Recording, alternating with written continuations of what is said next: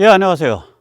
이 닉슨 생애 최후의 인터뷰가 주요 인터뷰로는 그 외에 뭐 작은 인터뷰 있었을 텐데 한국인한테 보내는 인터뷰예요. 희한하게도 거기서 러시아의 잠재적 위험성에 대해서 이야기를 합니다. 짧은 인터뷰인데 그것과 엮인 이야기들로 오늘 말씀을 좀 드리겠습니다. 예, 우리에게 이제 닉슨과 이제 키신저는 별로 좋은 이미지를 가지고 있지 않죠. 한국을 절체절명의 위기에 빠뜨린 사람들, 뭐 이렇게 보통 생각을 하죠. 만약에 유신을 증오하고 미워한다면 닉슨과 키신저는 그보다 100배 더 증오하고 미워해야 합니다. 박 대통령으로 하여금 유신을 선택하도록 만든 상황이 바로 닉슨과 키신저가 선택했던 군사지정학적 전략, 미중 화해이기 때문입니다. 이제 일부 사회학자나 경제학자들 중에서는 유신을 중화학 공업화 때문에 했다라 그러는데 그거보다 훨씬 심각해요. 그야말로 대한민국의 국가 존망이 막 흔들리던 그런 시기가 온다고요. 69년, 70년부터. 예, 아무튼 간에 오늘 이제 닉슨에 관한 얘기를 좀 더 해드리겠습니다. 예, 그래서 우리는 과연 닉슨과 키신저를 뭐 죽일 놈들 이렇게 치부할 수 있을까요? 예, 세상은 그렇게 단순하지 않습니다. 우리에겐 뭐 독약과 같은 그런 환경을 준 사람들이지만 글로벌 차원에서 보면 닉슨과 키신저는 결코 일방적으로 매도할 수 없는 거인입니다.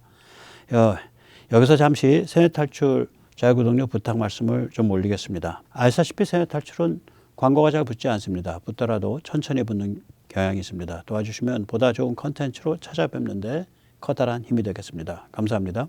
승리를 일구어낸 사람만 중요한 게 아니죠. 패배를 관리한 사람도 중요합니다. 닉슨과 키신저는 미국의 패배를 관리한 사람들입니다. 우리는 그 와중에 튕겨나온 돌멩이에 맞아 죽을 뻔했던 선의의 피해자, 컬래터럴 데미지 그런 신세였던 거죠. 네. 사실 닉슨과 키신저는 뭐 한국을 망가뜨리려 한 지도자들은 결코 아닙니다. 미국이 황급히 후퇴하면서 대한민국의 존재지평, 즉 반공과 반중이라는 대한민국의 존재지평이 깨졌을 뿐이죠. 그에 반해 지미 카터는 마음먹고 한국을 망가뜨리려 했던 사람입니다.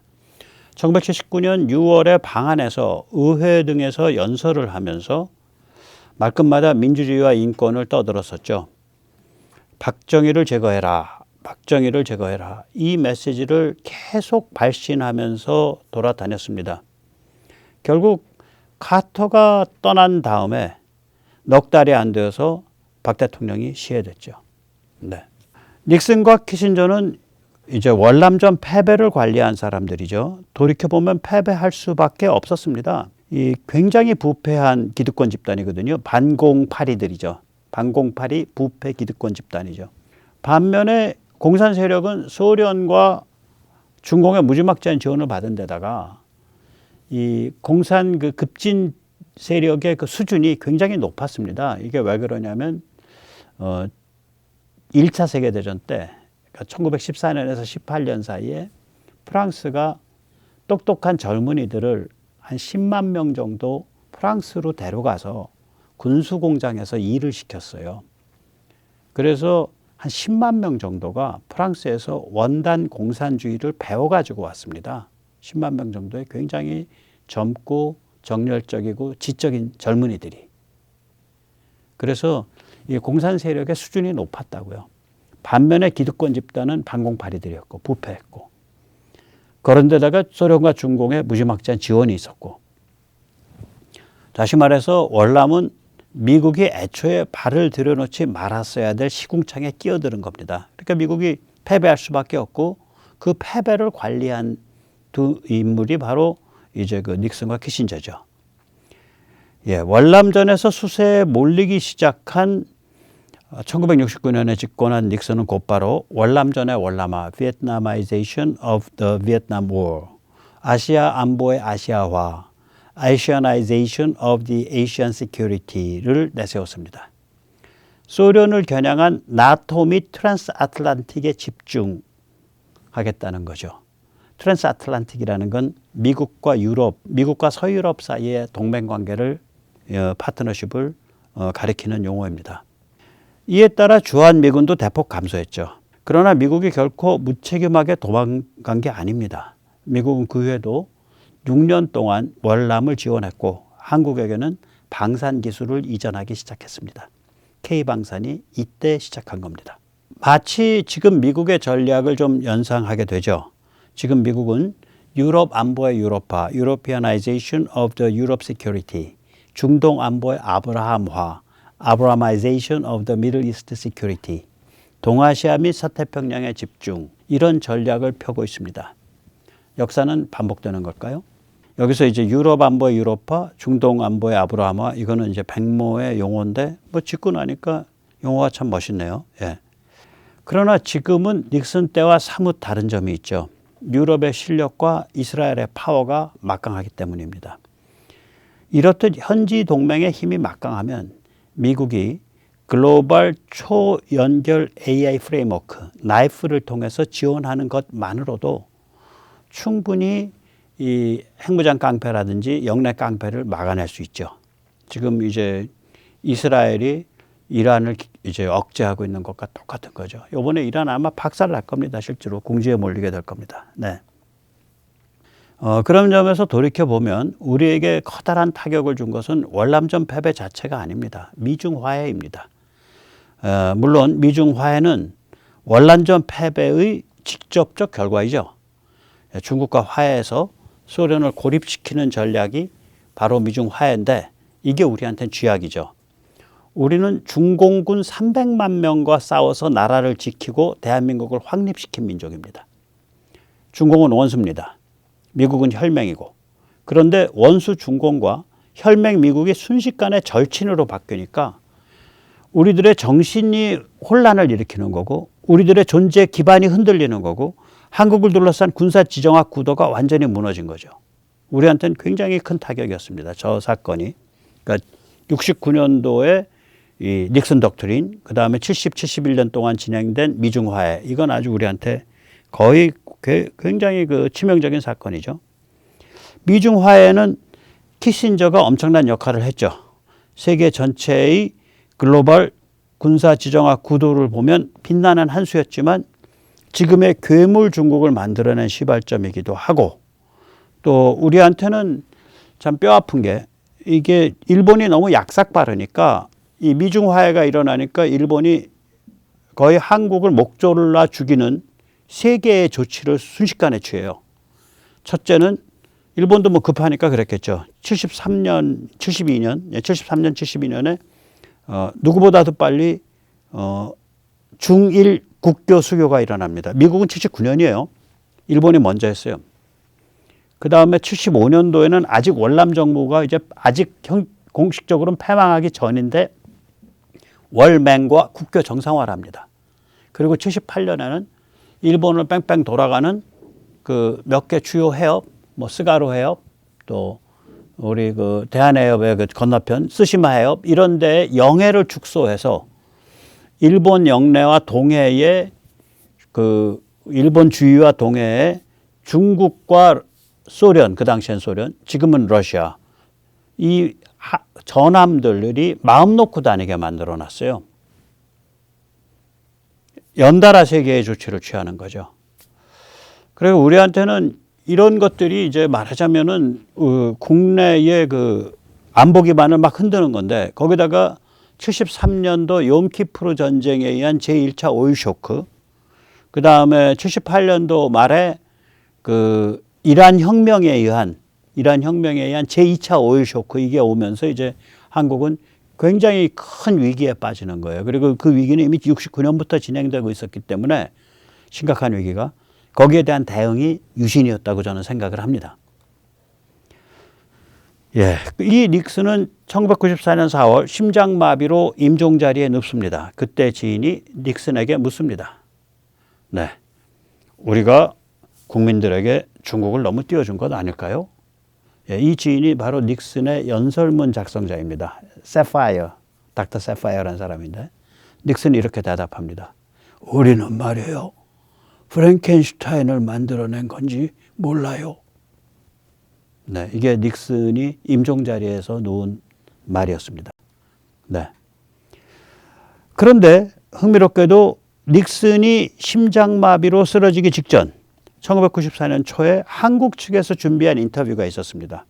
어쩌면 이것이 닉슨 생애 최후의 중요 인터뷰였을 겁니다. 중요 인터뷰로서는 매우 우울한 예언이며 충고가 여기에 있습니다. 한번 들어보시죠. Mr. President, the world has been virtually turned upside down in the 2.5 years since the Berlin Wall came down. A new dynamic is emerging, and also emerging is a new Russia as a great superpower. Yet this Russia is having trouble getting its feet on the ground, so to speak, and turning its directions into a capitalist economy, a free market economy. You have made recommendations not only in your book, but in your speeches and at your recent conference about what the United States should do to help Russia, and you've also pointed out what the consequences of not helping Russia will be. Would you share with us your thoughts? Well, Russia at the present time is at a crossroads. It is often said that the Cold War is over and that the West has won it. That's only half true. Because what has happened is that the communists have been defeated, but the ideas of freedom now are on trial. 그러니까 이제 공산주의가 무너진 건 맞지만 자유가 승리한 건 아니다. 지금 러시아에서는 과연 자유라 불리는 그런 위대한 실험이 성공할지 말지 그 갈림길에 있는 거다. Don't work, there will be a reversion to not communism, which has failed, but what I call a new despotism, which would pose a mortal danger to the rest of the world, because it would be infected with the virus of Russian imperialism, which of course has been a characteristic of Russian foreign policy for centuries. 예, 그러니까 이게 지금 푸틴이 이용해 먹고 있는 게 바로 이거거든요. 러시아 제국 패권주의, 러시아 제국주의. 그 전부터 러시아 문화에 깊게 박혀 있던 거기로 돌아갈 거다. 자유의 실험이 실패하면. We begin with that. Therefore, the West has, the United States has, all those who want peace and freedom in the world, a great stake in freedom succeeding in Russia. If it succeeds, it will be an example for others to follow. It will be an example for China, for example, to follow. For the other communist states, the few that remain. If it fails, it means that the hardliners in China will get a new life.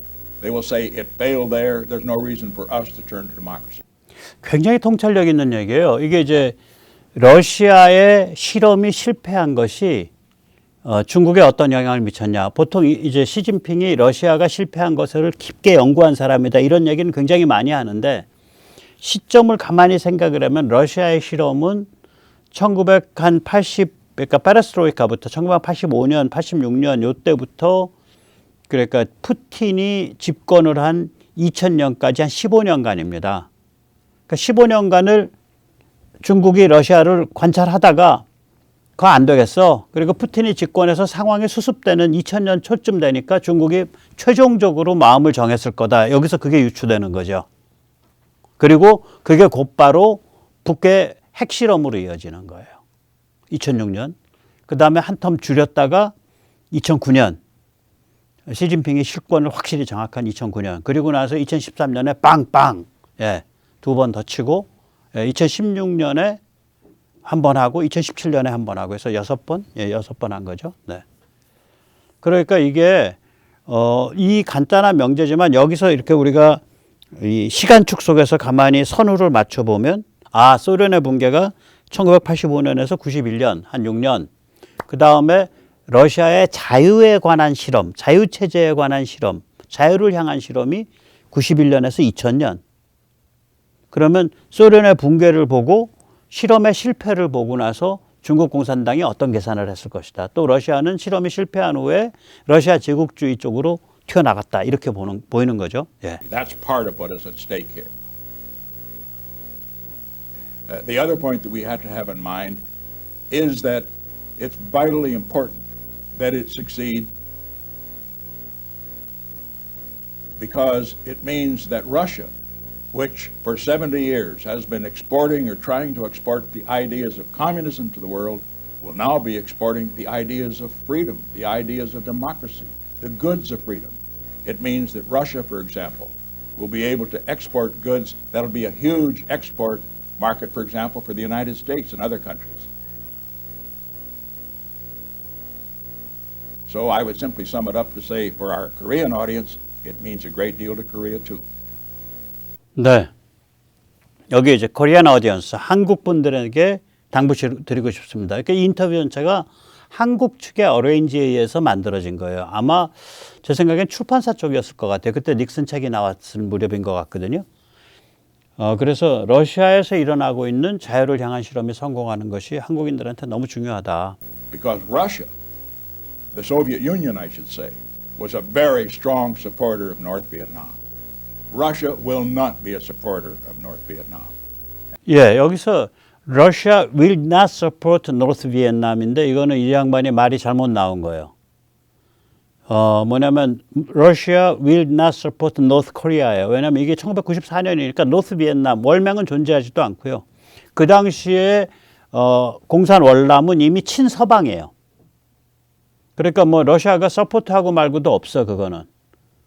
그러니까 문맥으로 보면 Russia will not support North Korea인데 그때 will은 의지미래죠. 러시아가 북한을 지원하는 일이 벌어져서는 안 됩니다. 화자의 의지를 얘기하는 거지. 예. And that means that we have here a potential ally joining with the United States and other free countries in putting pressure on North Korea not to go forward with a nuclear option. 네. 자, 참 듣고 있으면 씁쓸하죠? 예. 이제 말하자면 러시아가 자유를 향한 실험에서 성공하기를 바란다라는 닉슨의 희망은 깨졌고 러시아가 자유를 향한 실험에서 실패하게 되면은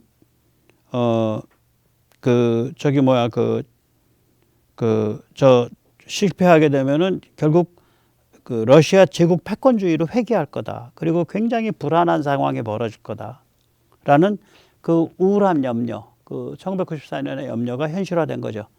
뭐 대한민국은 항상 러시아와 잘 지내고자 했습니다. 그러나 2000년 5월에 푸틴이 집권하면서 이렇게 전혀 다른 방향으로 가기 시작한 거예요. 푸틴은 집권하자마자 러시아 정교를 띄웠습니다. 네, 그러니까 러시아 제국 패권주의를 그대로 하는 거예요. 그리고 로마노프 왕조를 추념하기 시작했죠. 로마노프 왕조는 혁명 나고 나서 볼셰비키 혁명, 10월 혁명 나고 나서 끌어내다가 전부 일가를 전부 씨를 말렸어요. 총으로 쏴서. 그래서 피부치들이 안 살아남았습니다. 어린애까지. 그 로마노프 왕조를 추념해주기 시작을 했고 스탈린 애국가 가사를 수정해서 채택했습니다. 이런 거 보면 이제 러시아 패권 제국주의 순도 100%짜리 정책들이죠. 예, 그렇습니다. 한번 스탈린 애국가 곡조는 같고 가사는 좀 바꾼 거예요. 한번 들어보시죠. 완전히 뭐.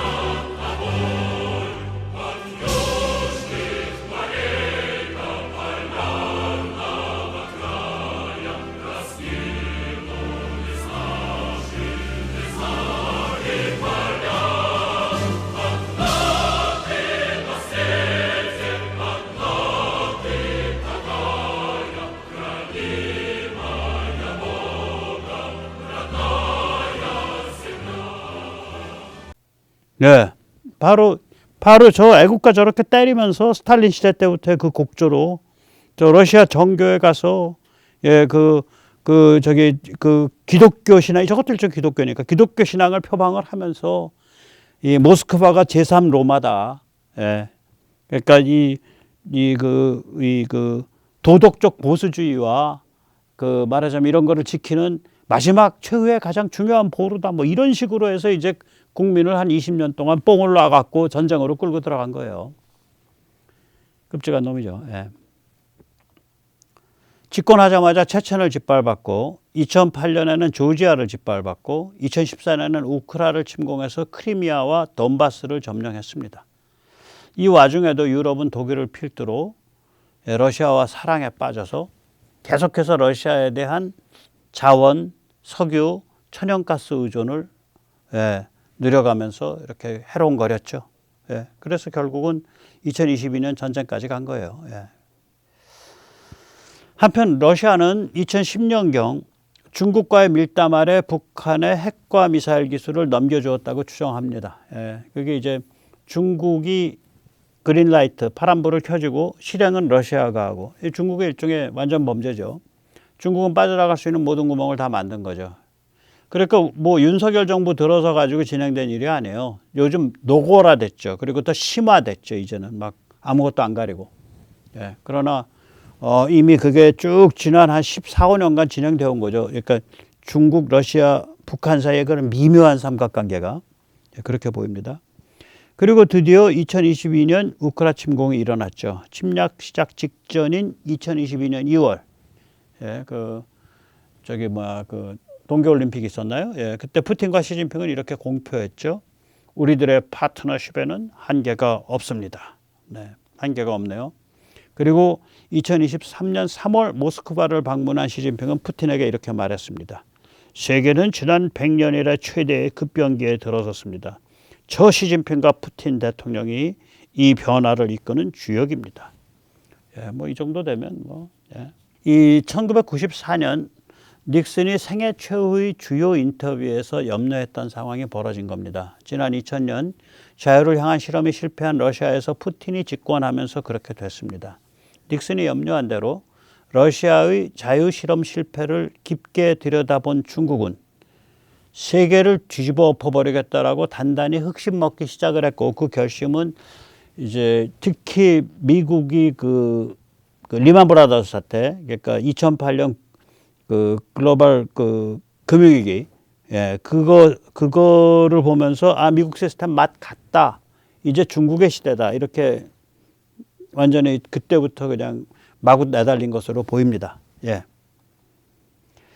그리고 20여 년이 지나자 드디어 이제 중러 이북, 중국, 러시아, 이란, 북한 전체주의 코드 크링크가 자리 잡았습니다. 이제 북한이 국제무대에서 핵으로 무장한 사설 용병회사 뉴클리어 PMC로 등극했습니다.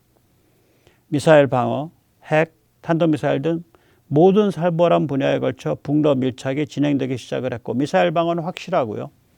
핵과 탄도미사일은 이제 어디까지 갈지 지금 예의주시하고 마음 졸이고 있는 그런 상태죠. 이제 중러 이북 전체주의 코드 크링크에게는 제2차 세계대전을 일으켰던 독일, 이탈리아 일제를 추축국, The Axis라 불렀던 것처럼 크링크 추축국, 크링크 엑시스라는 이름까지 붙었을 정도입니다. 정말 흉악한 자들끼리 똘똘 뭉쳤네요. 군사 지정학 전문가들은 지금의 상황이 냉전 때보다 훨씬 더 뜨겁고 위험하다고 말을 합니다. 이는 막판이기 때문에 그렇습니다. 인류가 멸망하든 중국과 러시아가 제압 순치되든 결착을 내야 할 때가 된 겁니다. 이 위기는 최소 10년 이어집니다. 그 이상도 갈 수 있습니다. 그리고 이 위기 한가운데 바로 북한 자유와 찬스, 민족 동질화 기회가 있습니다. 죽음을 각오한 길 한가운데 삶의 기회가 있습니다. 필사즉생, 충무공의 가르침입니다. 오늘 여기까지 모시겠습니다.